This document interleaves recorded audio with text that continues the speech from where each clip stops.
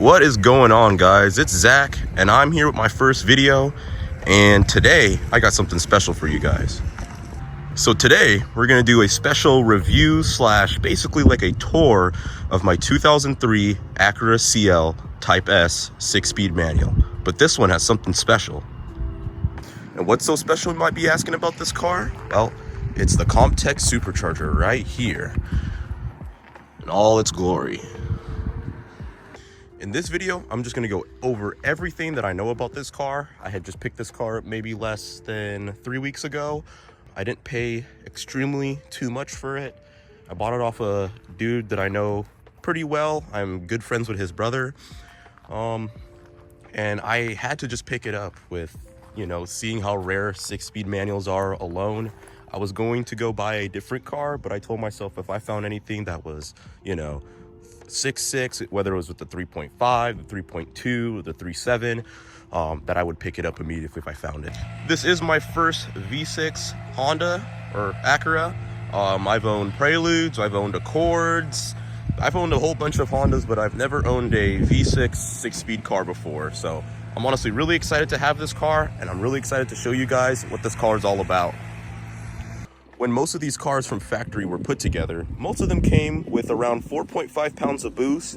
They also came with a high pressure fuel pump, and the supercharger added around 54 to 57 more horsepower. And also gets a 0 to 60 of 5.3. The 0 to 60 didn't change too much from factory, was due to the fact of the large amount of torque steer added by the supercharger and the car's front wheel drive, and we know what happens when you add a lot of horsepower to a front wheel drive car. This car has something a little bit special to help with that. Innovative torque damper, and also has upgraded motor mounts all around. So I'll do a quick overview of the engine bay. Here's that Comptech supercharger for you guys. This 3.2 liter Type S. Comptech icebox. I do have the top in the back. Do a quick engine overview for you guys. This car surprisingly has no major leaks. I'm just having a hard time finding a new overflow for the car, so coolant does come out of here a bit, but other than that, this car actually surprisingly has no leaks. This car also does have Willwood big brakes right here off of Acura RL, if I'm not mistaken. Please correct me if I'm wrong. Also, the car does have Acura TL wheels. Looks pretty clean with it. The car has also tinted taillights, which I might be removing because I'm not too big of a fan of tinted taillights. Also, the car does have a canopy exhaust, as you can see right here. Also does have P2R headers, makes the car sound sick. It does have all the original cats. This car will pass smog in California.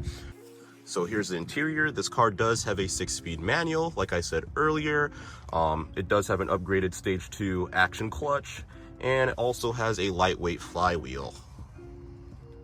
This car also has a upgraded head unit. It's an Alpine head unit, and still retains the factory touchscreen nav unit, which is pretty awesome. The car currently has 192k miles on it, which is pretty high miles, and honestly, from the last owner to me, we've both had no issues with the supercharger setup.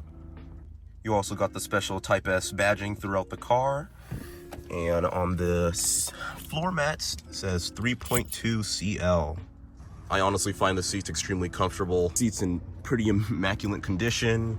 And here's a whole shot of the interior. And I'll give you guys a quick startup of the car.